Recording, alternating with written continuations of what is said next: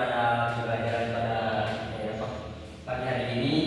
Jadi di sini saya akan menjelaskan materi tentang LGBT dalam perspektif PKI. Jadi sebelum kita masuk ke pembelajarannya, saya minta satu orang memimpin doa sebelum mulai pembelajaran. Saya minta hadiran di tempat saya. Sebelum kita mulai pembelajaran pada pagi hari ini, alangkah baiknya kita berdoa dimulai.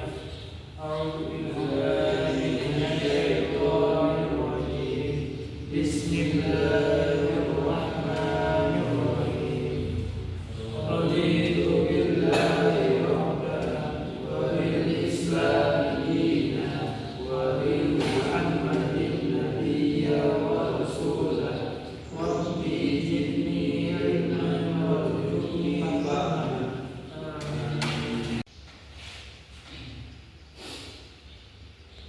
Jadi materi kita pada pagi hari ini adalah tentang penanganan LGBT dalam perspektif Islam. Di sini ada yang tahu apa itu LGBT? Ada yang tahu? Apa itu? Nah, LGBT, ya. biseksual, dan Jadi transgender. pengertiannya dulu. Jadi di Indonesia isu LGBT seringkali dihadapkan pada stigma dan diskriminasi, memicu konflik sosial dan pelanggaran HAM.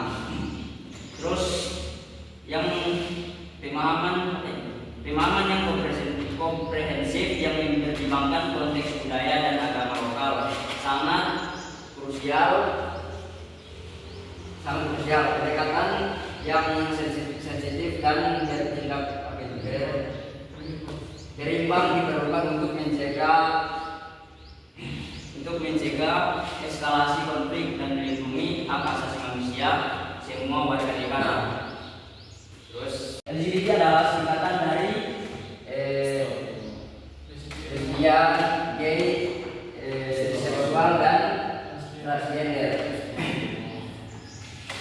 Penting untuk diingat bahwa orientasi seksual ini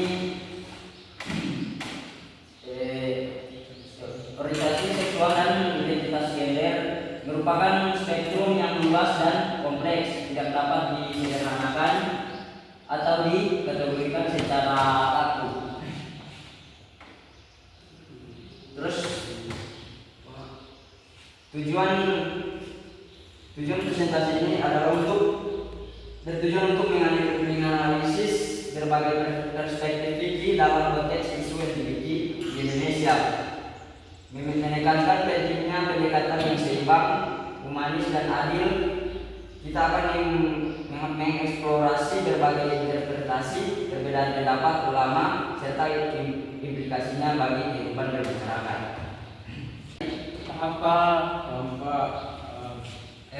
Di sini ada terdapat dalil terkait dengan LGBT. Saya minta satu orang membacakan dalil tersebut. Artinya saja. Siapa? Dan kami juga telah mengutus Lut ketika dia berkata kepada kaumnya, mengapa kamu melakukan perbuatan keji yang belum pernah dilakukan oleh seorang pun sebelum kamu di dunia ini? Lalu yang kedua, sungguh kamu telah melampiaskan syahwatmu kepada sesama lelaki, bukan kepada perempuan. Kamu benar-benar kaum yang melampaui batas. Nah, Jadi saya ini permisi. terima kasih saudara Giran. Jadi dalil ini ada terdapat pada surah Al-A'raf ayat 80 sampai 81 yang menjelaskan bahwa Islam sangat mengecam perilaku homoseksual atau terkait dengan LGBT ini dan menyebutkan sebagai perbuatan keji serta penyimpangan dari fitrah manusia. Ini adalah bagian pelajaran moral dan etika dalam Al-Quran yang menekankan pentingnya menjaga norma dan berlaku sesuai tuntunan Allah. Oke, sampai sini paham? Maka Baik, kita lanjut. Kemasyarakatan, yaitu yang pertama ada stigma, terus dampak yang didapat dari penganut LGBT ini ada yang pertama ada gangguan kesehatan mental, depresi, kecemasan, dan isolasi sosial. Terus yang kedua ada penurunan prestasi akademik karena tekanan emosional. Terus ada hilangnya dukungan dari lingkungan sosial. Terus ada diskriminasi. Yang dampaknya yaitu keterbatasan akses terhadap pekerjaan layak. Terus ada ketimpangan ekonomi dan marginalisasi sosial. Terus yang ketiga ada kehilangan hak dan perlakuan setara dalam pelayanan publik. Terus yang ketiga ada kekerasan. Yang pertama itu ada rasa takut beraktivitas di ruang publik. Terus trauma psikologis jangka panjang. Terus yang terakhir intinya kepercayaan terhadap aparat penegak hukum dan sistem keadilan. Terus lanjut. Yang pertama itu ada hukum dalam perspektif fikih. Dalam fikih, Islam perilaku homoseksual secara tegas menyatakan bertentangan dengan fitrah manusia dan dilarang keras karena hal ini didasarkan pada kisah kaum Nabi Lut yang diabadikan dalam Al-Quran serta berbagai hadis Rasulullah SAW yang mengutuk perbuatan tersebut. Terus saksi yang akan diberikan kepada orang yang melakukan perbuatan LGBT ini adalah hukuman bagi LGBT itu tergantung pada mazhab dan kondisi perbuatannya. Yang pertama itu ada jika sampai pada hubungan seksual atau riwa, saksinya bisa hukuman mati atau takzir tergantung mazhabnya. Dan yang kedua itu tidak sampai hubungan seksual, maka umumnya dijatuhi hukuman takzir. Baik, di sini saya akan menjelaskan sedikit tentang hukuman tersebut.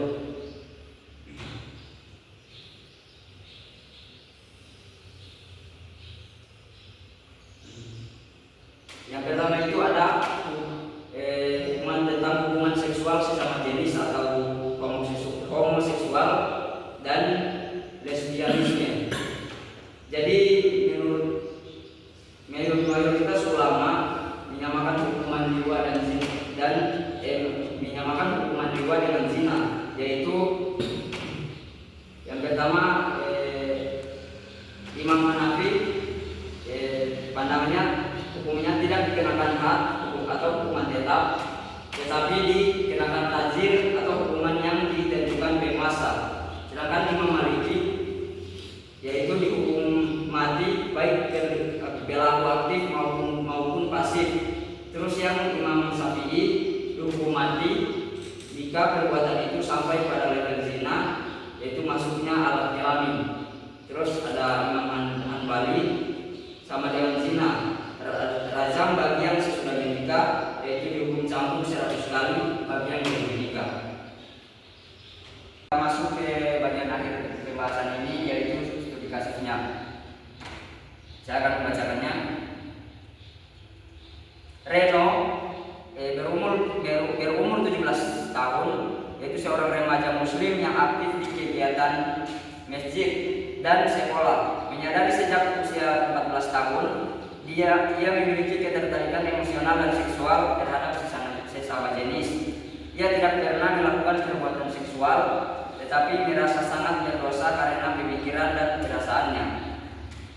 Reno sempat menyampaikan kebingungannya kepada guru ngaji, namun justru dimarahi dan dianggap kerasukan setan. Ia kemudian mengalami depresi, menarik diri dari pergaulan dan mulai kehilangan semangat beribadah. Jadi di sini saya akan memberikan satu pertanyaan. Pertanyaannya itu penanganan atau solusi seperti apa yang harus kita berikan agar si Reno ini tidak terjerumus ke dalam kasus LGBT tersebut. Saya minta teman-teman mencari jawaban, satu orang saja saya tunjuk sama Abai, saudara Abai.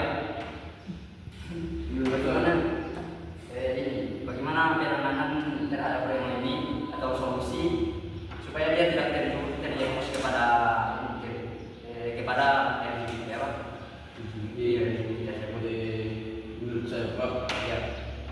Saya juga pernah berteman dengan seorang ibu ini. Ya.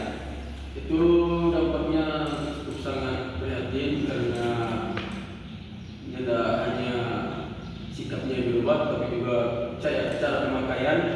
Di sini saya juga melakukan kepada teman saya itu, saya mendorong dia, membantu dia, karena itu tergantung dari pembawaannya. LGBT ini contohnya begini, apabila laki-laki suka menjadi perempuan, terus perempuan suka menjadi laki-laki.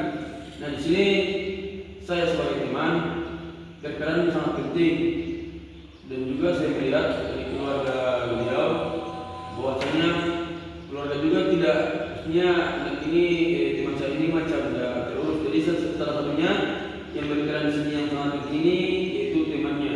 Apabila ketika melihat gimana cara pemakaiannya atau cara berbicaranya, kita harus menegur. Sekarang saya itu membuat satu aturan. Apabila kau macam mau ikutin orang, harus gaya yang layaknya. Artinya kalau laki-laki gayanya laki-laki, terus kalau perempuan harus gaya perempuan. Kalau tidak dilakukan seperti itu, maka akan semakin terbiasa. Begitu Pak. Ya, terima kasih dari Apus untuk saudara Abai. Ya, terima kasih tentang jawaban yang diberikan oleh saudara Abai. Ya, dengan solusinya itu kita memberikan nasihat kepada teman tersebut, karena karena kita masih melihat dia masih bisa diselamatkan, begitu.